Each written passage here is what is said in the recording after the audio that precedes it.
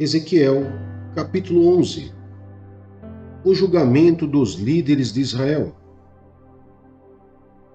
Então o Espírito me ergueu e me levou para a porta do templo do Senhor, que dá para o oriente.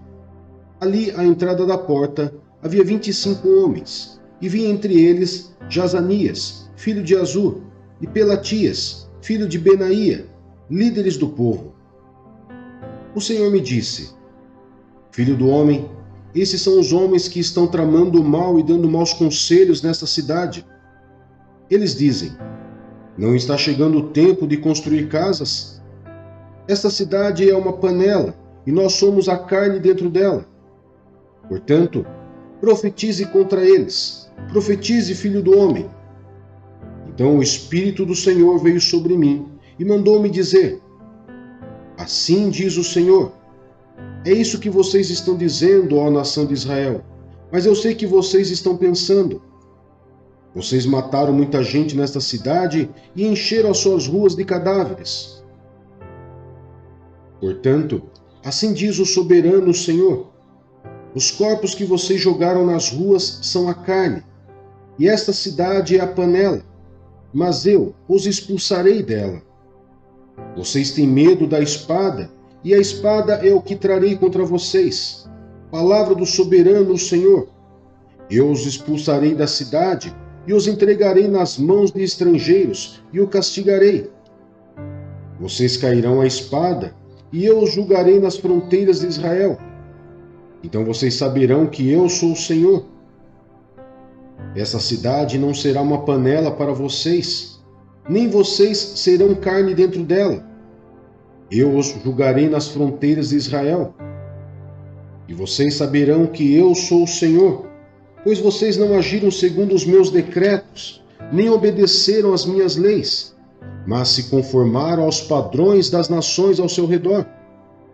Ora, enquanto eu estava profetizando, Pelatias, filho de Benaía, morreu. Então prostrei-me com o rosto em terra e clamei em alta voz: ah, soberano Senhor, destruirás totalmente o remanescente de Israel? Esta palavra do Senhor veio a mim: filho do homem, seus irmãos, sim, seus irmãos que são seus parentes consanguíneos, e toda a nação de Israel, são aqueles de quem o povo de Jerusalém tem dito: eles estão longe do Senhor. É a nós que essa cidade foi dada, para ser nossa propriedade. A promessa da volta de Israel. Portanto, diga: assim diz o soberano Senhor: embora eu os tenha mandado para terras muito distantes entre os povos e os tenha espalhado entre as nações, por breve período tenho sido um santuário para eles nas terras para onde foram. Portanto, diga: assim diz o soberano Senhor: eu os ajuntarei dentre as nações e os trarei de volta das terras para onde vocês foram espalhados, e lhes devolverei a terra de Israel. Eles voltarão para ela e retirarão todas as suas imagens repugnantes e seus ídolos detestáveis.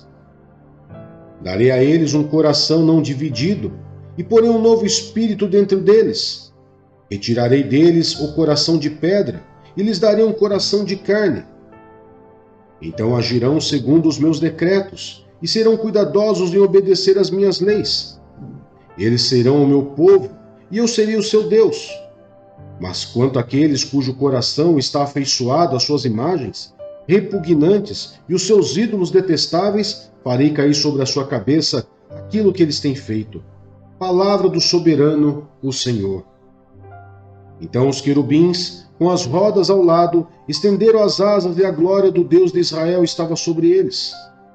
A glória do Senhor se levantou da cidade e parou sobre o monte que fica a leste dela. Então o Espírito de Deus ergueu-me em visão, levou-me aos que estavam exilados na Babilônia. Findou-se então a visão que eu havia tido, e contei aos exilados tudo o que o Senhor tinha me mostrado.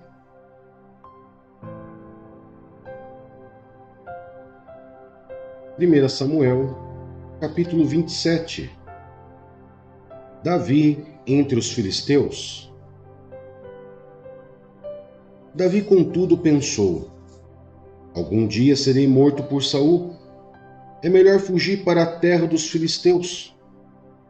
Então Saul desistirá de procurar-me por todo Israel, e escaparei dele. Assim, Davi e os 600 homens que estavam com ele foram até Aques, filho de Maoque, rei de Gate. Davi e seus soldados se estabeleceram em Gate, acolhidos por Aques.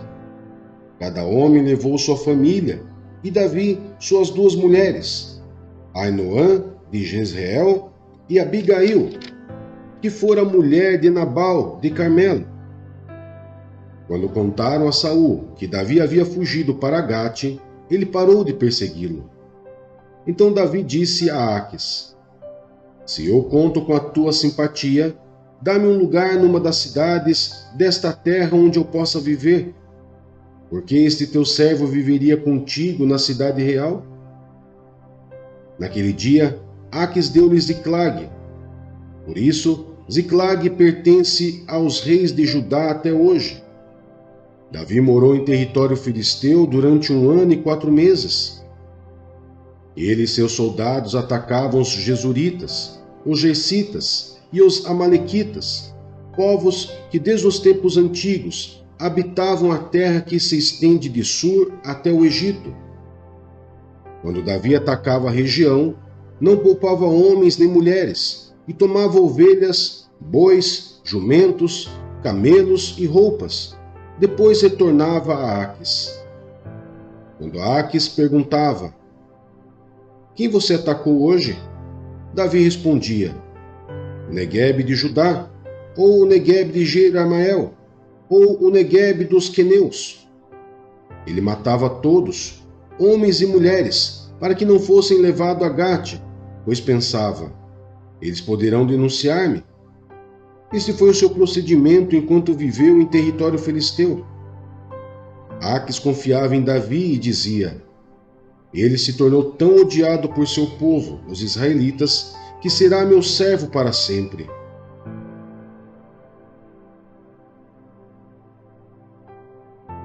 João, capítulo 16.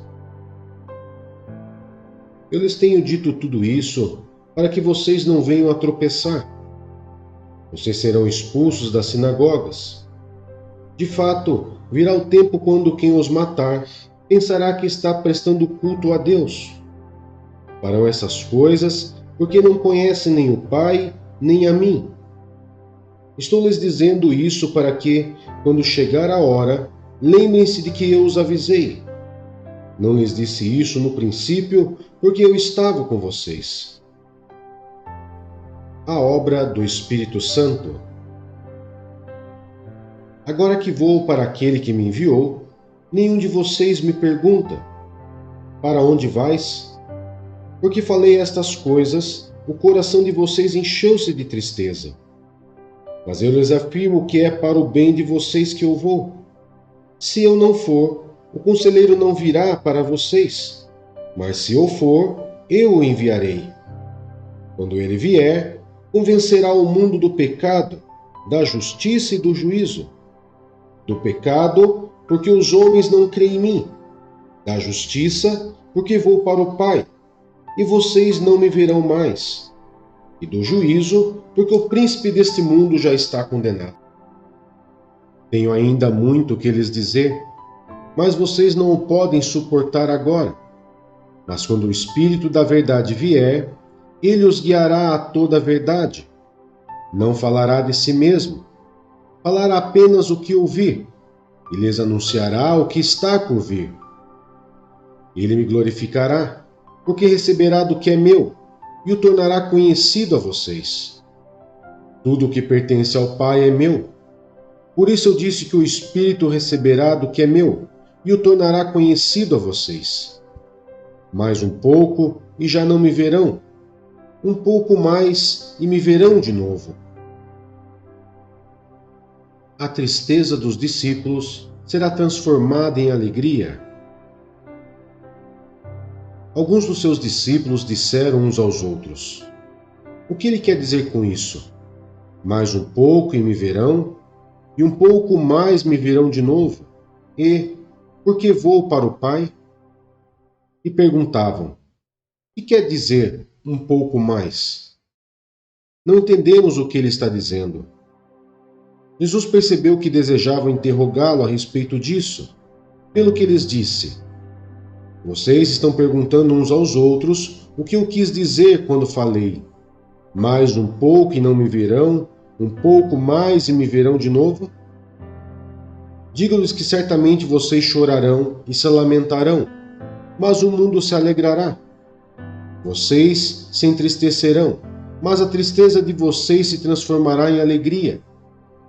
A mulher que está dando à luz sente dores, porque chegou a sua hora. Mas quando o bebê nasce, ela esquece a angústia, por causa da alegria de ter vindo ao mundo um menino. Assim acontece com vocês. Agora é a hora da tristeza para vocês. Mas eu os verei outra vez, e vocês se alegrarão, e ninguém lhes tirará essa alegria. Naquele dia, vocês não me perguntarão mais nada. Eu lhes asseguro que meu Pai lhes dará tudo o que pedirem em meu nome. Até agora vocês não pediram nada em meu nome. Peçam e receberão, para que a alegria de vocês seja completa. Embora eu tenha falado por meio de figuras, vem a hora em que não usarei mais esse tipo de linguagem, mas lhes falarei abertamente a respeito de meu Pai. Nesse dia, vocês pedirão em meu nome. Não digo que pedirei ao Pai em favor de vocês, pois o próprio Pai os ama, porquanto vocês me amaram e creram que eu vim de Deus. Eu vim do Pai e entrei no mundo. Agora deixo o mundo e volto para o Pai. Então os discípulos de Jesus disseram: agora estás falando claramente, e não por figuras. Agora podemos perceber que sabes todas as coisas, e nem precisas que te façam perguntas. Por isso cremos que vieste de Deus. Respondeu Jesus: agora vocês creem? Aproxima-se a hora, e já chegou, quando vocês serão espalhados cada um para a sua casa. Vocês me deixarão sozinho, mas eu não estou sozinho, pois o meu Pai está comigo. Eu lhes disse essas coisas para que em mim vocês tenham paz. Neste mundo vocês terão aflições. Contudo, tenham ânimo, eu venci o mundo.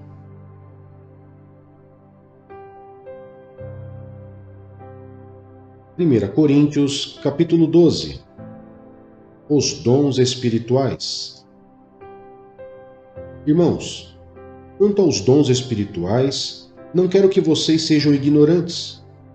Vocês sabem que quando eram pagãos, de uma forma ou de outra, eram fortemente atraídos e levados para os ídolos mudos. Por isso, eu lhes afirmo que ninguém que fala pelo Espírito de Deus diz: Jesus seja amaldiçoado. E ninguém pode dizer: Jesus é Senhor, a não ser pelo Espírito Santo. Há diferentes tipos de dons, mas o Espírito é o mesmo. Há diferentes tipos de ministérios, mas o Senhor é o mesmo. Há diferentes formas de atuação, mas é o mesmo Deus quem efetua tudo em todos. A cada um, porém, é dada a manifestação do Espírito, visando ao bem comum. Pelo Espírito, a um é dada a palavra de sabedoria, a outro, pelo mesmo Espírito, a palavra de conhecimento, a outro, fé, pelo mesmo Espírito, a outro, dons de curar, pelo único Espírito, a outro, poder para operar milagres, a outro, profecia, a outro, discernimento de espíritos, a outro, variedade de línguas, e ainda a outro, interpretação de línguas. Todas essas coisas, porém, são realizadas pelo mesmo e único Espírito, e ele as distribui individualmente a cada um como quer. Diversidade na unidade. Ora, assim como o corpo é a unidade, embora tenha muitos membros, e todos os membros, mesmo sendo muitos, formam um só corpo, assim também com respeito a Cristo. Pois em um só corpo todos nós fomos batizados em um único Espírito, quer judeus, quer gregos, quer escravos, quer livres. E a todos nós foi dado beber de um único Espírito. O corpo não é feito de um só membro, mas de muitos. Se o pé disser, por que não sou mão, não pertenço ao corpo, nem por isso deixa de fazer parte do corpo. E se o ouvido disser, por que não sou olho, não pertenço ao corpo, nem por isso deixa de fazer parte do corpo. Se todo o corpo fosse olho, onde estaria a audição? Se todo o corpo fosse ouvido, onde estaria o olfato? De fato, Deus dispôs cada um dos membros no corpo segundo a sua vontade. Se todos fossem um só membro, onde estaria o corpo? Assim, há muitos membros, mas um só corpo. O olho não pode dizer à mão, não preciso de você. Nem a cabeça pode dizer aos pés, não preciso de vocês. Ao contrário, os membros do corpo que parecem mais fracos são indispensáveis, e os membros que pensamos serem menos honrosos, tratamos com especial honra. E os membros que em nós são indecorosos, são tratados com decoro especial, enquanto os que em nós são decorosos não precisam ser tratados de maneira especial. Mas Deus estruturou o corpo dando maior honra aos membros que dela tinham falta, a fim de que não haja divisão no corpo, mas sim que todos os membros tenham igual cuidado uns pelos outros. Quando um membro sofre, todos os outros sofrem com ele. Quando um membro é honrado, todos os outros se alegram com ele. Ora, vocês são o corpo de Cristo, e cada um de vocês individualmente é membro desse corpo.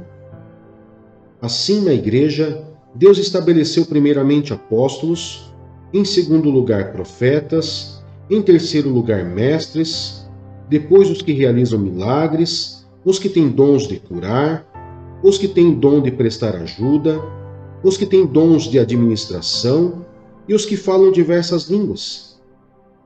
São todos apóstolos? São todos profetas? São todos mestres? Têm todos o dom de realizar milagres? Têm todos dons de curar? Falam todos em línguas?